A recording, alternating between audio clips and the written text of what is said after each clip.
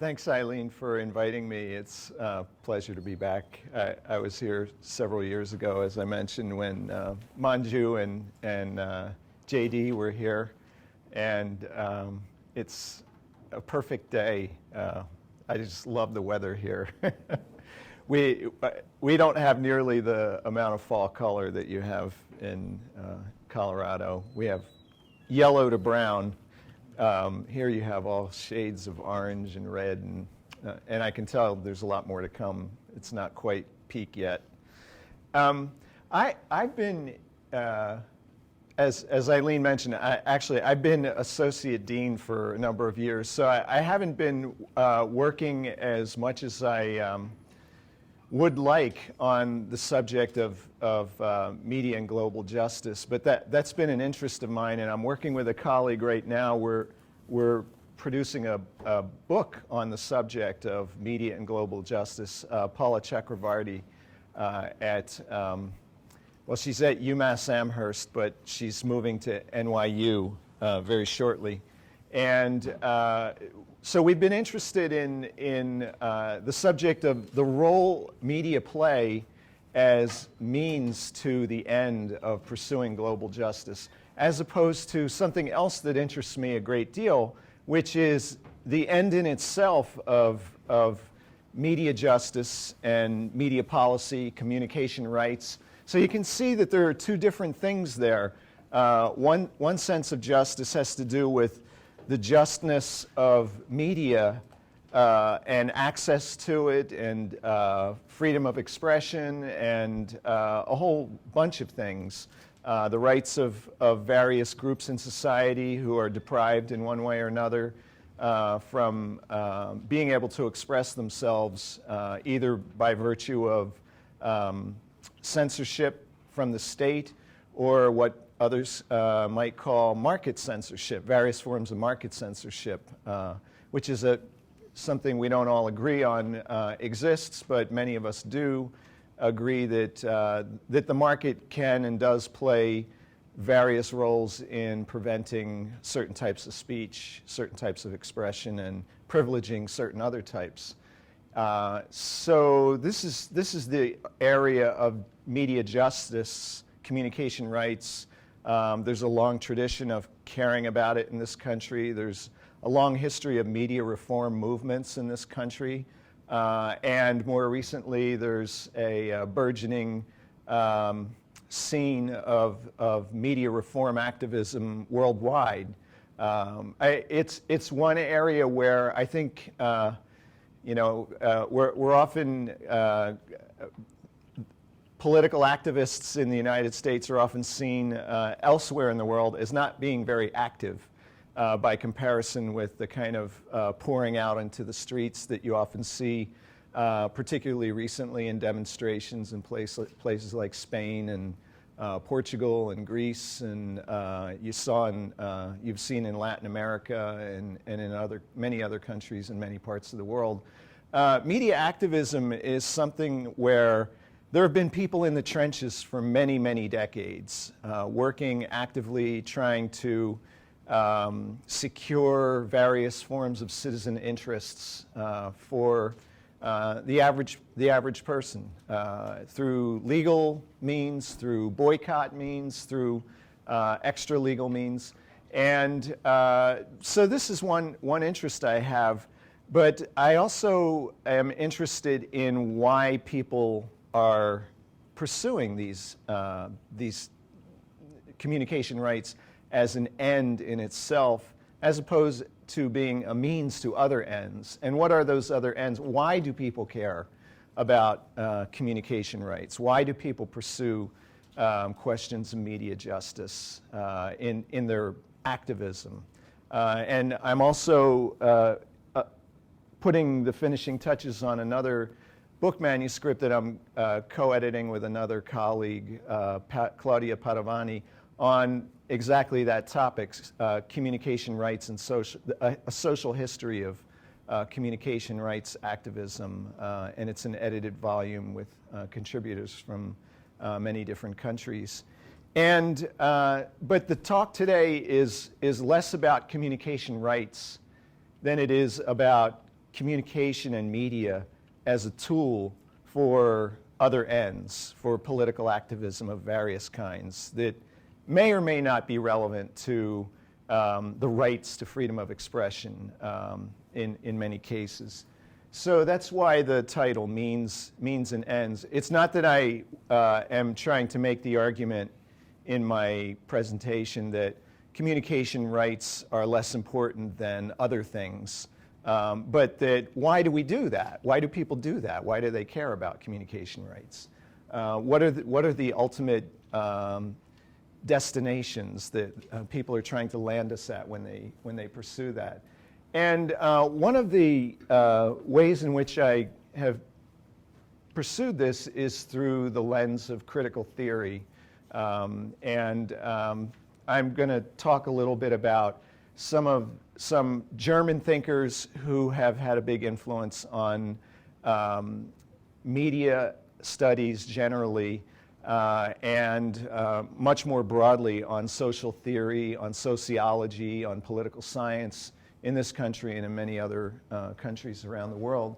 And critical theorists, that the term is usually used to refer to, for those of you who don't know, many of you I know do, critical theory is a term used to refer to, at least in its origins, a group of thinkers from Germany, mostly Jewish emigres who came to the United States during the rise of the Nazi regime, fleeing Germany in order to, because, well, they had an institute in Germany that was closed down by the Nazi Party, and they kind of went via various countries, Switzerland, France, and others, on the way to finding refuge in the United States. And so they were given refuge on both coasts, at Columbia University and at various places in California.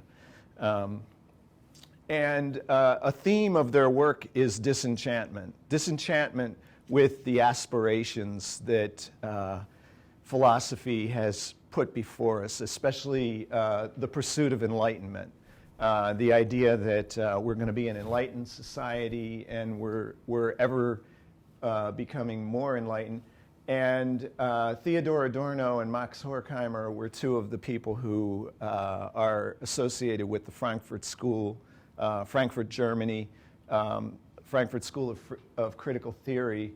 And one of the essays in this book called Dialectic of Enlightenment is called The Culture Industry. And it's about the media industries, such as they were in the 1940s. This is before World War II ended. And so the subtitle is Enlightenment as Mass Deception. Now you wonder, why would people view enlightenment as mass deception? Because the notion is that our inheritance from the Enlightenment is that we learned to reason better, and we developed that capacity through science and through argumentation and through means other than dogma and force. So no longer was it felt at the time of the Enlightenment. There were struggles against kings and popes about whether it should be the Pope who decides whether the sun revolves around the earth, or whether it should be science that demonstrates that the earth revolves around the sun. So these were the kinds of things. And Galileo was shown the instruments of torture because he was trying to enlighten society and explain to them that actually the earth rotates around the sun. And it was 350 years later that Pope John Paul the 20th, what is it? Pope John Paul II, who said, yeah, we made a mistake back then. We're sorry about that, Galileo. Anyway, there are a number of thinkers we can associate with Enlightenment thought, but the one who is most commonly referred to, particularly for this essay called What is Enlightenment, is Immanuel Kant. And he's famous to many of us for what is called the categorical imperative And I'll just read to you what he refers to, how he describes it in his Critique of Practical Reason. So act that the maxim of your will could always hold at the same time as a principle in a giving of universal law. In other words, don't want anything or don't try to make any law that you wouldn't want to apply to everyone. You wouldn't want everyone to be the same beneficiary of what you want. And he also talked about how we need to treat society as a kingdom of ends, a kingdom in which individuals and relationships are treated as ends in themselves and not simply as means to other ends. So we don't engage in friendships always, or we don't engage in pursuing academic inquiry only because it's instrumental to some other end. We might actually have a reason for doing it for its own sake.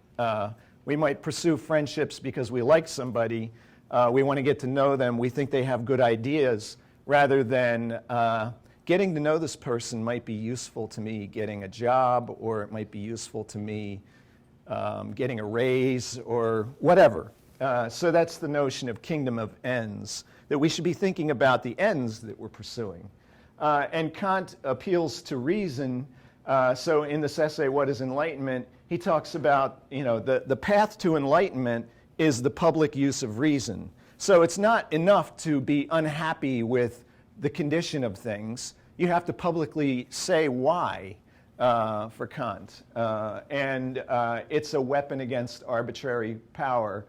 Someone who was very much influenced by Kant is a more contemporary. He's a fairly old person now. He's in his 80s, I think, Habermas, who uses the term the force of the better argument, that it shouldn't be the force of coercive power, but rather the force of the better argument that helps us to help society progress. But this theme, disenchantment, was actually inspired. It's funny, in American sociology, often, especially during the Cold War era, Max Weber was often pitted against Karl Marx. And in American sociology, you weren't supposed to study Marx, you were supposed to study Weber because it was the safer thing to do, because he wasn't a Marxist. And it was during the Cold War, so you shouldn't study Marx anyway. But Weber and Marx actually had a lot more in common than people generally recognize. One of the things that Weber cared a lot about was bureaucracy, and how the bureaucratization of society had an enormous impact on the way we think and the way we behave. And he had a term, instrumental reason. And he said that the complexity of civilization pushes us towards bureaucratization, and that bureaucracy is incompatible with democracy. In what we would call democracy in a highly bureaucratized society is nothing more than what he calls the leveling of the governed. In other words, you get to vote on election day. It's not very participatory. We don't welcome you pouring out into the streets and having a lot to say about things otherwise.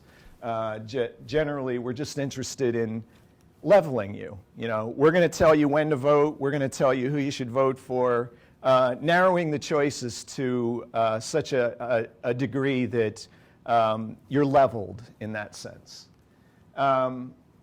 And for Weber, justice is subject to bureaucratic reason or system maintenance. So he talks about two types of justice. One is the type that he thinks is prevalent, has become prevalent in modern society. And Weber, like the other classical social theorists, was really concerned with the emergence of modern society, the movement from agrarian to industrial, the movement from rural to urban environments, the growth of cities. All this was happening, and he was writing in the 1920s. And what he saw was people, what he claimed, and he was a historian, and much of the work he did was detailed careful analysis of historical development in Europe and in other parts of the world. He also paid, I don't think necessarily is as well known for what he wrote about changes in Asia, but he also wrote about changes in Asia. But he talked about empirical justice, and it's not to deny that empirical justice, which he refers to as reasoning about how do we get things done, as opposed to should we do them. This is what is reasoning about means. And he contrasts that with what he calls Qadi justice, which is where we might ask the question, not how do we make the system work better, but is this a good system? And so that kind of justice requires a different kind of, different set of limitations, fewer limitations, in fact, than what he refers to as empirical justice.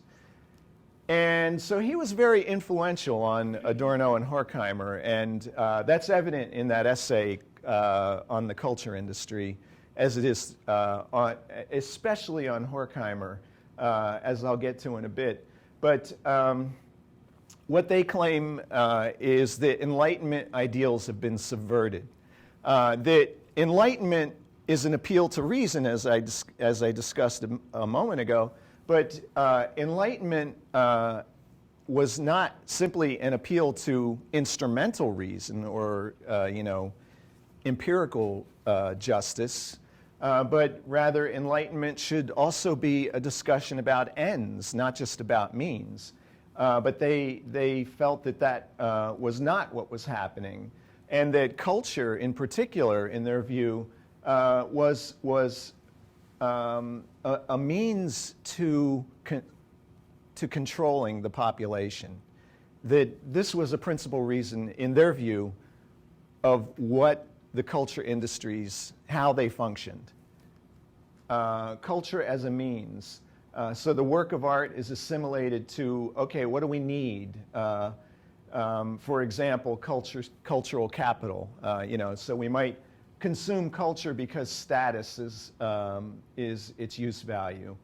Or we might pursue culture, the development of culture, the production of culture, and consequently also the consumption of culture in order to engage in propaganda.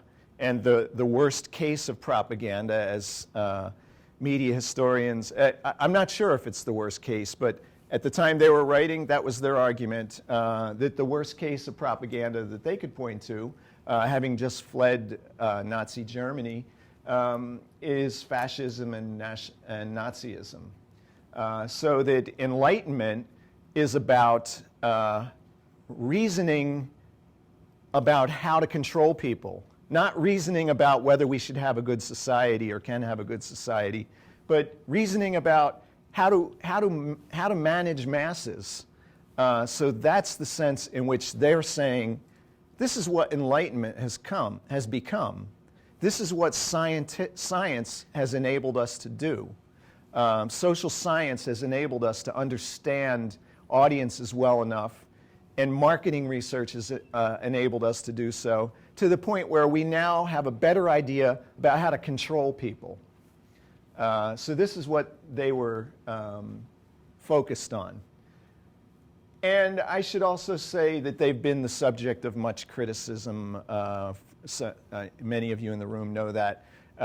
They have been the targets of much criticism for having such a dark and pessimistic view of the world. And also the argument has been made, and I'm happy to open that up to discussion, whether we want to agree with them, if it maybe underestimates the judgment of people when they are listening to and watching what we might call propaganda. Horkheimer, you can see a difference between Adorno and Horkheimer. In the essay on the culture industries, a lot of it is about aesthetic judgment and how culture has become impoverished. And you can see that that's the influence of Adorno, because he was much more of an aesthetic theorist. But Horkheimer was much more of a social theorist and much more interested in the subject of instrumental reason. So to the extent that those two men worked together, they brought their shared interest in the role of culture and aesthetics as a form, as an expression of instrumental reason. But Horkheimer went on to write further on the subject of reason alone, and you can see Weber's continued influence on him regarding the subject of instrumental reason, in particular in an essay that Horkheimer wrote called Means and Ends, and in which he talks about, as you see, the book is called The Eclipse of Reason. What he's talking about in the book, and what is most amplified in the essay Means and Ends, is that those are two types of reasoning, reasoning about means and reasoning about ends, and that the reasoning about means has eclipsed reasoning about ends, such that we are far less, in his view, and we can disagree, we are far less inclined to reason about ends as we are about how to achieve them, leaving the ends that we pursue for someone else to decide. So he calls it objective reason, reasoning about ends, and that instrumental reason not only competes with, but it eclipses it. And he contrasts it with reasoning about means, which he calls subjective reason, which he argues is a focus on self-preservation of the individual, of the community, of the business, of the industry, of the government, whatever the thing is that we're looking to preserve. Then we look for we apply reason to the preservation of it. And also, in contrast to that, we exclude a discourse on ends. And he's not saying we shouldn't know how to reason well about means. He's saying we're losing the ability to reason about ends, to discuss things in meaningful terms. What is happiness, and what makes a good life or a good society? What is should we not have a shared view is the implicit question about what makes people happy, what makes a good society, rather than thinking much more on the fly, how do we make this next thing happen, which was his concern. He's also, Horkheimer was much more concerned, I wouldn't say Adorno wasn't concerned with matters of inequality and justice or injustice, but it wasn't where he drew his focus, whereas Horkheimer did in his writing. And you can also see this evident in another book of essays by him called Critique of Instrumental Reason. And as I said, Habermas is influenced by not only Kant, and you can see Kant's influence on Horkheimer, but Habermas was very much influenced by Horkheimer himself. Habermas was younger than Adorno and Horkheimer. Sometimes he's referred to as the second generation of critical theorists. And he makes a distinction between what he calls, he borrows Aristotle's terms, techne and praxis. And he says, the old doctrine of politics referred exclusively to praxis in the narrow sense of the Greeks. This had nothing to do with techne, the skillful production of artifacts and the expert mastery of objectified tasks. So then, let's see, I gotta see if I can read a little bit more of what he has to say here. Okay.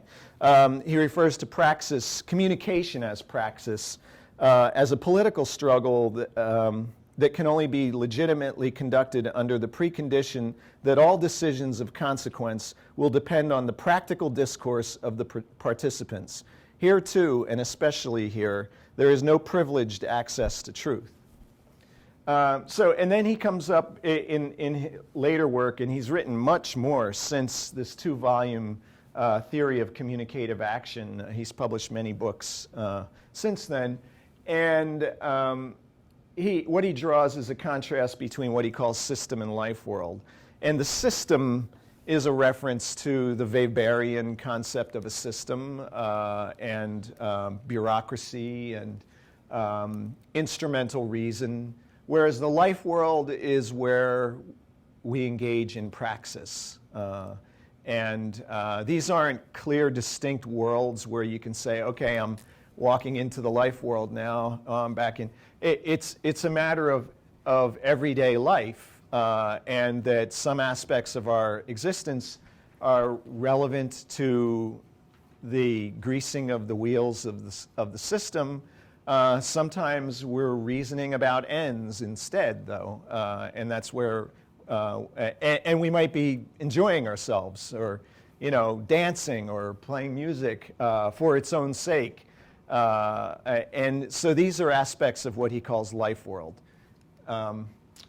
And there have been many people who have had much to say in criticism of Habermas and of this kind of enlightenment, an attempt to, as Habermas did, resurrect the Enlightenment ideals. When I say resurrect, in many ways, although no one would call Adorno and Horkheimer people who were postmodernists, many people look at Horkheimer and Adorno especially perhaps, as opening the door to postmodern thought, to postmodern theory, and thinking about the world in a post-Enlightenment mode.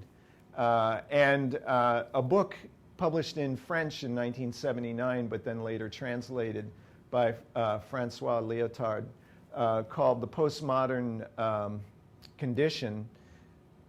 In that book, he actually resonates with Adorno and Horkheimer. If you read that quote, he says, "The question, overt or implied, now asked by the professionalist student." And when he says professionalist student, he means any student whose primary, and students here, you're not being insulted by this. I was the same as you. All of us in the room who were students at one time were just like you. We were worried about whether we were going to get a job after we graduated.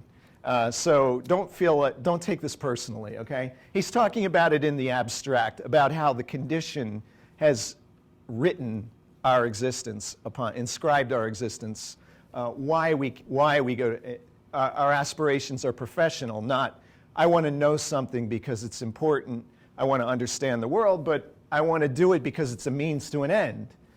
So he's critiquing that. So he's actually resonating with Adorno and Horkheimer by saying this is the main question that's asked. No longer is it true, but what use is it? What can I do with that information you're giving me? Lyotard emphasizes justice, but critiques Habermas because he says that Habermas is too much focused on the ideal of consensus and universalism, and he doesn't acknowledge the amount of what we would call incommensurability, discourses that are speaking on different terms, almost different languages, arguments that will never be resolved, or it's hard to see how they can, because the premises of one party are different than the premises of another party. And this is where his critique of universalism, the postmodern critique of universalism, lies, is in the notion that we can't, we shouldn't, in their view, universalize. But Lyotard doesn't give up on the idea of justice, and he's written some books on justice, but we're not going to talk about that much here. But what I do want to talk about is how there has been a kind of resurrection of idealism about society and how we can invigorate it and how we can fulfill people's aspirations for justice, and often in the process how people look for ways to challenge system logic and question whether the logic and power that is inherent in how social systems operate are in their own interest, or for that matter, in everyone's interest. So I'm going to talk a little bit about this term civil society has become a term that's been very used a lot in multiple disciplines, and it really came into heavy use starting in the mid to late 1980s when not only scholars but also activists began to think more about various forms of resistance that were happening in the world. But before I start talking about that, I just wanted a very brief walk through an intellectual history of the concept. It's a term that's been around for a long time, and he isn't even the first who used it. John Locke in 1690, when he wrote the Second Treatise on Government, and he said the principal reason for civil government is because civil society comes together and figures out how to protect property. That, for Locke, was the principal reason for civil society. Adam Smith, he in The Wealth of Nations discusses economic man, or the bourgeois, versus the citizen, or citoyen. And he is resonating with Locke in that he was concerned primarily with that his argument, in his view, benign argument, was that society is better off if we concern ourselves primarily with the economic function of humanity. Other things will take care of themselves. And it's not that Adam Smith didn't care a lot about things like poverty. He did care and actually wrote about it. But his sincere ethical belief was that the means to rid ourselves of poverty was through capitalism. Kant also talked about civil society, and civil society is where we learn to reason. We develop a public sphere, and we reason about what enlightenment, we reason in order to enlighten ourselves. Hegel talked about civil society in ways somewhat more resonant with what Adam Smith had to say, that civil society and not the state is a response to a system of needs in society. And that's why civil society functions, and that many of the needs of society should not be met by the state, but should be met by civil society instead. In Marx's view, civil society is actually a farce. He wrote essays in the 30s and 40s, 1830s and 40s, where he was talking about the French Revolution. He wrote a famous essay called "On the Jewish Question," where he talks about the consolidation of the bourgeoisie. He also, his other early writings, the economic and philosophic manuscripts, he talks about, he expresses his disillusionment with the French Revolution. I mean, here the French Revolution was in many ways an epitome of political action inspired by Enlightenment ideals. And the Enlightenment ideals were that there is something that we could refer to as equality and should pursue. And yet the French Revolution was really, women were better off before the Revolution than after the Revolution, because before the Revolution, women had more informal influence in the political discourse. But once the French Revolution happened and the National Assembly required that you be male property holders, well, that ruled out the role, the less formal role that women had played prior to then. And you had to be a property owner. So Marx points to the French Declaration of the Rights of Man and Citizen, which was written in 1789, and he says, well, yeah, it was an improvement on on the king's arbitrary power, but it still, what it did was it invested power into a class of people and it excluded others. So this was Marx's argument. And then in the 20th century, Antonio Gramsci viewed civil society more as a battleground. He didn't view it quite the way that Marx did. I mean, Marx was hopeful that maybe civil society and the rights of man and citizen that the French Revolution articulated could be universalized to everyone, but he said that has not happened. And so Gramsci looks at, okay, what happens in civil society? There are all these different groups and they have different interests. There's the bourgeoisie, there's the proletariat, there are the peasants. They're struggling in various ways and they don't share the same interests. So it's one thing that can happen is a revolution for Gramsci. He talks about what he calls a war of movement. And another thing that can happen is a struggle for hearts and minds, what he calls a war of position. And for the most part, when we're talking about civil society, we're talking about the latter, the war of position. That's where the struggles of civil society are said to take place. So that was the brief intellectual history, and it was very brief, and sorry for its brevity, but I'm not sure we needed to go into any more depth than that for the purposes that we have today.